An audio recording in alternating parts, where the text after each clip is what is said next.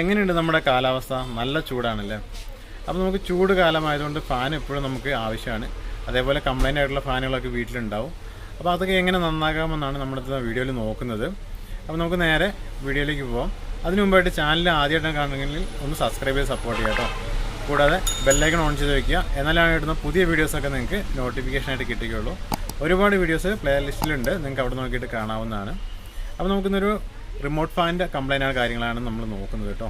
അപ്പോൾ remote fan നമുക്ക് സാധാരണ റിമോട്ട് കംപ്ലൈൻറ്റ് ആവാറുണ്ട്, അതൊക്കെ മേടിക്കാൻ കിട്ടുന്നുണ്ട്. അപ്പോൾ കൂടുതൽ ഡീറ്റെയിലും കാര്യങ്ങളും നമുക്ക് നോക്കാം. ഫാൻ അഴിച്ചിട്ട് നമുക്ക് അതിൻ്റെ കൂടുതൽ കാര്യങ്ങളിലേക്ക് പോവാം.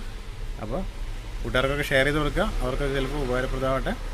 നേരെ നമുക്ക് വീഡിയോയിലേക്ക് പോകാം. അപ്പോൾ ഇന്നത്തെ വീഡിയോയിൽ നമ്മൾ നോക്കുന്നത് വീഡിയോ വിഷൻ എന്ന് പറഞ്ഞൊരു വാൾ ഫാനാണ്. അപ്പോൾ വാൾ ഫാൻ ഇത് വർക്ക് ചെയ്യുന്നില്ല. അപ്പോൾ അതിൻ്റെ ബസർ സൗണ്ട് കേൾക്കുന്നുണ്ട്. റിമോട്ട് ഫാനാണിത്. അപ്പോൾ ബസർ സൗണ്ട് കേൾക്കുന്നുണ്ട്. നമുക്ക് സ്റ്റാൻഡ് ബൈ ഇവിടെ റിലീസ് ചെയ്യുമ്പോൾ നോക്കാം. അപ്പോൾ ഫാൻ ഒന്ന് കറങ്ങുന്നുണ്ട്, ചെറുതായിട്ടൊന്ന് കറങ്ങിയിട്ട് സംഭവം നിന്ന് പോവാണ്. ഇവിടെ സ്റ്റാൻഡ് ബൈ നിൽക്കുന്നില്ല. ഇവിടെ നമുക്ക് നോക്കാം, കാണാം.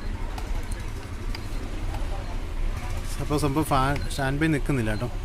അപ്പോൾ അതിനെന്താ കംപ്ലൈൻറ്റ് എന്നാണ് നമ്മൾ നോക്കാൻ പോകുന്നത്. അപ്പോൾ ഫാനിൻ്റെ പ്രിൻറ്റും PCB കാര്യങ്ങളൊക്കെ ഉണ്ട്, പവർ സപ്ലൈ ഒക്കെ ഉണ്ട്. അപ്പോൾ നമുക്കിവിടെ അഴിച്ചു നോക്കാം എന്താ സ്ഥിതി എന്നുള്ളത്. അപ്പോൾ ഫാനിൻ്റെ ബാക്ക് സൈഡ് നമ്മൾ അഴിച്ചിട്ടുണ്ട്. അപ്പോൾ ഈ ബാക്ക് സൈഡ് അഴിച്ചപ്പോൾ നമുക്ക് അതിലെ കൺട്രോൾ പാനൽ കാര്യങ്ങളൊക്കെ കാണുന്നുണ്ട്. കൂടാതെ മൈക്രോ സ്വിച്ചൊക്കെ ഉണ്ട്. നമുക്കിവിടെ സ്ക്രൂ ഉണ്ട്, അതൊന്ന് അഴിച്ചിട്ട് നമുക്കിൻ്റെ ബോർഡും കാര്യങ്ങളൊക്കെ നോക്കാം. അപ്പോൾ ഇവിടെ ബോർഡ് നമ്മൾ അഴിച്ചെടുത്ത് കഴിയുമ്പോൾ നമുക്കിവിടെ കാണുന്നത് ഒരു ബസർ കാണുന്നുണ്ട്. കൂടാതെ 4 ട്രയാക്കുകൾ കാണുന്നുണ്ട്. ട്രയാക്ക് വെച്ചിട്ടാണ് നമുക്ക് ഈ കറണ്ട് ഇതിലേക്ക് കൊടുക്കുന്നത്. അപ്പോൾ 3 സ്പീഡിന് വേണ്ടി 3 ട്രയാക്ക് ഉണ്ട്. കൂടാതെ സിങ്കർണൈസർ മോട്ടറിന് വേണ്ടിയിട്ടുള്ള ട്രയാക്കാണ് ഈ കാണുന്നത്. അപ്പോൾ അങ്ങനെയാണ് നമുക്ക് ഇത് വർക്ക് ചെയ്യുന്നത്. അപ്പോൾ ഇതൊക്കെ കൺട്രോൾ ചെയ്യാൻ വേണ്ടിയിട്ടുള്ള IC ആണ് ഇത് വരുന്നത്. അതിനാണ് നമുക്ക് സിഗ്നൽ പോകുന്നത്. അപ്പോൾ സെൻസർ കാര്യങ്ങളൊക്കെ നമ്മൾ റിമോട്ട് സെൻസറൊക്കെ വർക്ക് ചെയ്യുന്ന എവിടെയാണ്. നമുക്ക് ഈ പ്രോഗ്രാം IC നമുക്ക് ഇതിൽ കാണുന്നത്. ബാക്കി നമ്മുടെ ഡിസ്പ്ലേയിൽ LED കാര്യങ്ങളൊക്കെ ഉണ്ട്. അപ്പോൾ ഇങ്ങോട്ട് വന്നു കഴിയുമ്പോൾ ഇതിൻ്റെ പവർ സപ്ലൈ എന്ന് പറയുന്നത് നമുക്കിവിടെ നോക്കുമ്പോൾ 4200 മൈക്രോഫാരഡ് 16 വോൾട്ടിൻ്റെ കപ്പാസിറ്റർ കാണുന്നുണ്ട്. അപ്പോൾ നമ്മളിപ്പോൾ സൈഡിലേക്ക് നമ്മൾ നോക്കുമ്പോൾ പവർ കണക്ഷൻ വരുന്നുണ്ട്. പവർ കണക്ഷൻ ഇവിടെ 2 വരുന്നുണ്ട്. അത് നേരെ വന്നിട്ട് ഫ്യൂസ് വഴി പോവുകയാണ്. ഫ്യൂസ് ഹോൾ റെസിസ്റ്ററാണ് വെച്ചിട്ടുള്ള ഫ്യൂസ് അല്ല, ഫ്യൂസ് ഹോൾ റെസിസ്റ്ററാണ്. അതുവഴി നമുക്കിവിടെ ഒരു കപ്പാസിറ്റർ വന്നിട്ടുണ്ട്. അപ്പോൾ 1 മൈക്രോഫാരഡിൻ്റെ ഒരു കപ്പാസിറ്റർ വെച്ചിട്ടാണ് അതിലേക്കൂടെ പോകുന്നത്. അത് നേരെ പോയിട്ട് നമുക്ക് നോക്കാം. ഇവിടെ ഡയോഡ് വരുന്നുണ്ട്, 2 ഡയോഡ് ഉണ്ട്. അപ്പോൾ ഇവിടെ കപ്പാസിറ്റർ വഴി കയറി ഒരു ഡയോഡ് വഴി നെഗറ്റീവ്, ഒരു ഡയോഡ് വഴി പോസിറ്റീവും പോയിട്ടുണ്ട്.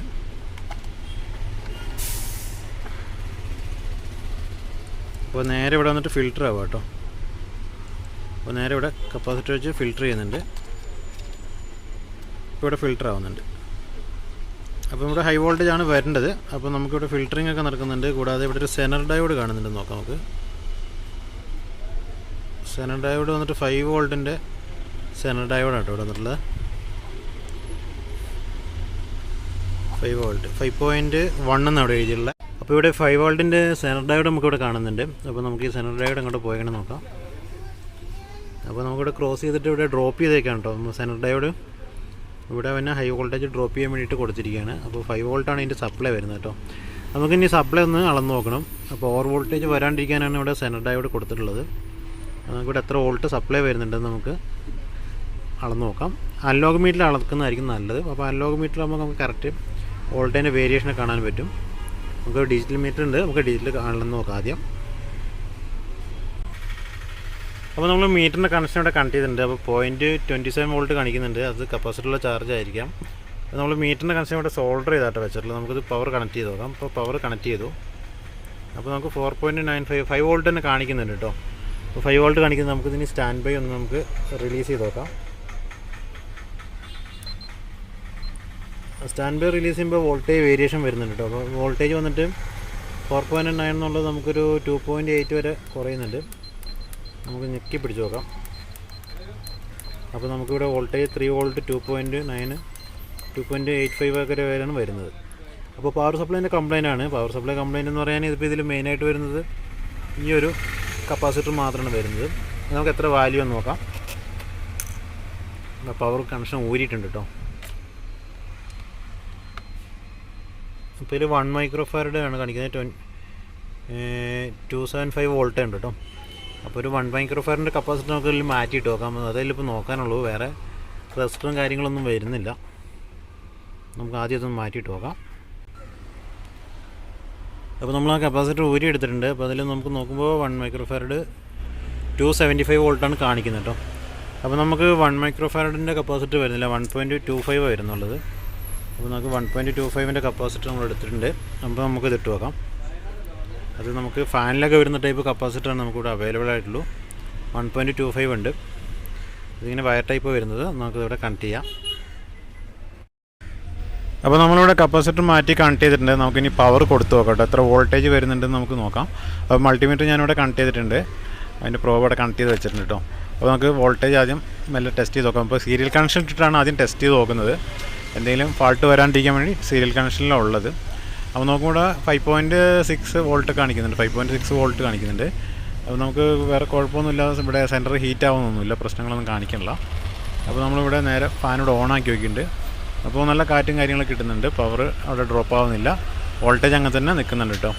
അപ്പോൾ ഈ ഒരു റിമോട്ട് ഫാനിൽ മെയിനായിട്ട് വരുന്നൊരു കംപ്ലയിൻറ്റ് എന്ന് പറഞ്ഞാൽ പവർ സപ്ലൈൻ്റെ കംപ്ലയിൻ്റ് ആയിരിക്കും സാധാരണ വരൽ.